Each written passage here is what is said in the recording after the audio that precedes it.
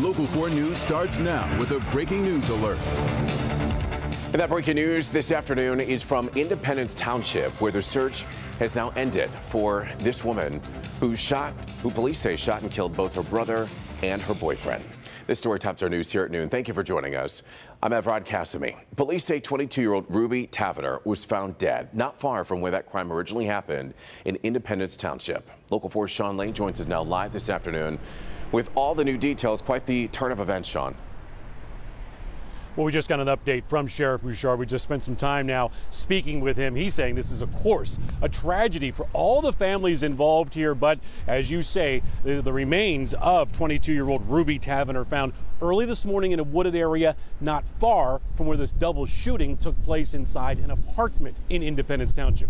Let's show you the video and catch everyone up to speed here, because the call came in at 3:20 Sunday morning about gunshots in the Independence Square apartments, and a person called 911.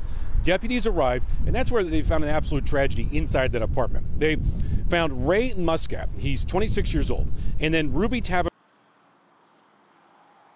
We had found the car and some personal belongings, so the possibility of her still being in that area was there. So we were constantly searching very vigorously right in that area.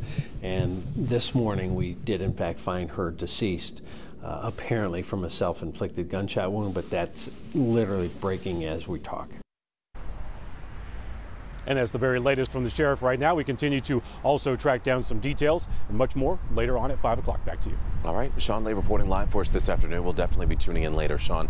Thank you. Also breaking at this hour, the Detroit Free Press is reporting that former Michigan State basketball star Adrian Payne has died. Payne played 4 seasons for the Spartans. He was a first-round pick for the Atlanta Hawks in the 2014 NBA draft. He was just 31 years old. Also making headlines at this hour, get ready to pay up to fill up. Michigan gas prices have hit a new record high. Let's take a look at the numbers for you this afternoon. Michigan drivers are now paying an average of $4.33 per gallon. That's for regular unleaded.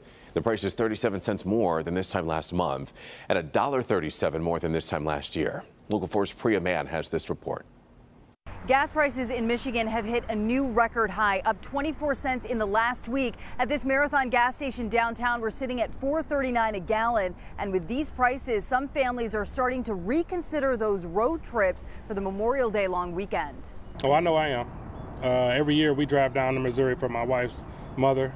I don't know if we're going to really make that trip this year, but we'll see. States coast to coast are smashing their records for gas prices, from New York and Illinois to Oregon and Washington. As travel season beckons, families forced to deal with a familiar foe, high fuel costs. I just close my eyes. I pretend that I'm not spending any money. You know, I see it once my account gets close to zero. With the standard for value shifting dramatically.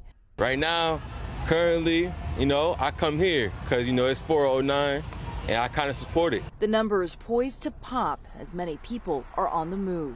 It's never a great time to see rising gas prices, but the absolute worst timing is right now in the lead up to Memorial Day. The term staycation could again see resurgence. The current average across the U.S. is just under $4.32 a gallon, up from $4.14 a month ago. Given the fact that the economy is seeing some strength coming out of COVID, I think consumers have a little bit more appetite to hit the road. That is, $4 may slow them down, but I think it's the $5 mark where there's a real sticking point. This map from AAA shows the most expensive states in red. The West Coast and the Northeast hammered particularly hard. Hopefully they don't get much higher, but try to look for the best price, and that's about it. And according to AAA, the most expensive place to get gas right now in Michigan is Marquette, sitting at $4.39. A silver lining, at some places in Metro Detroit, you're going to see some of the lowest prices at $4.30 a gallon. In downtown Detroit, I'm Priya Mann, Local 4. Only 9 cents cheaper. It still hurts, Priya. Thank you so much.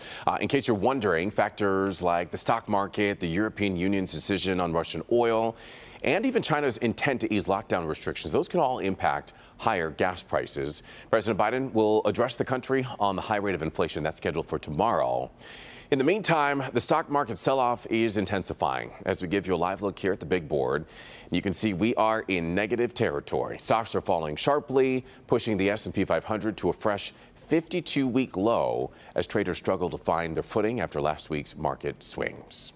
All right, so today is the deadline for Michigan drivers to get their $400 auto insurance refund check.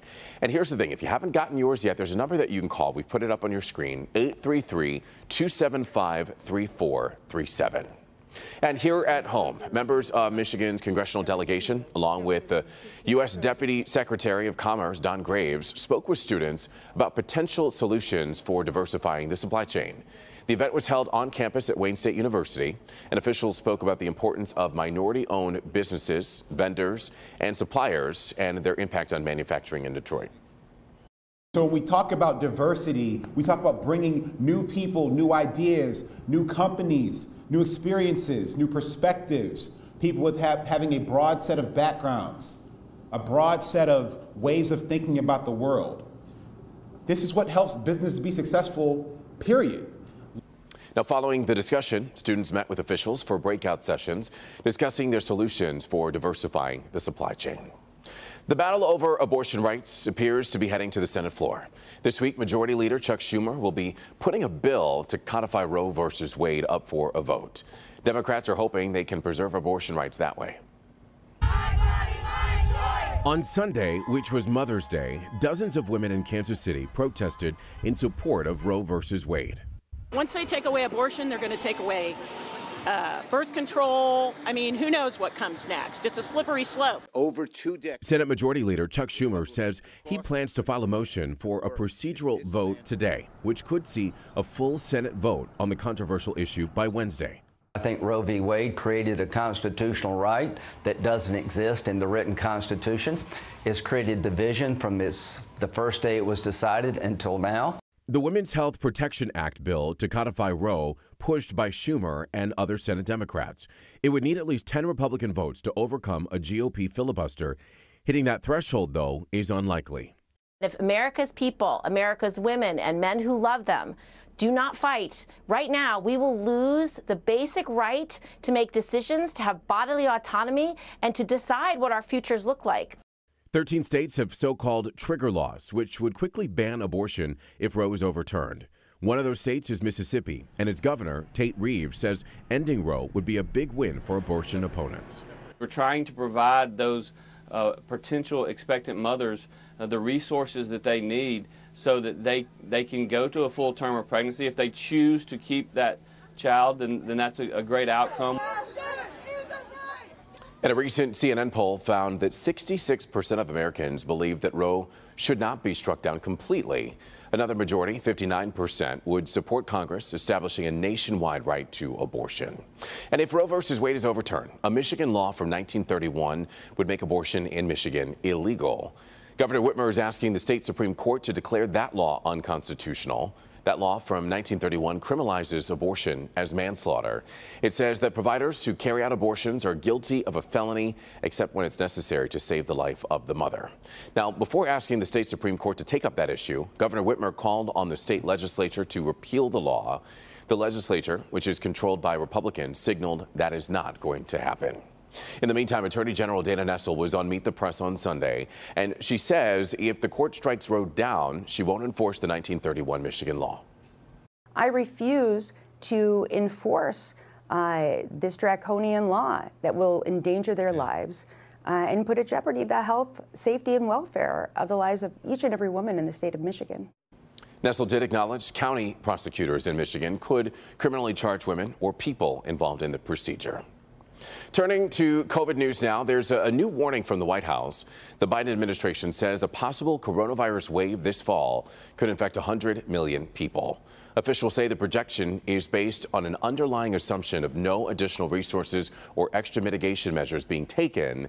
That includes no new COVID-19 funding from Congress and the possibility of new variants.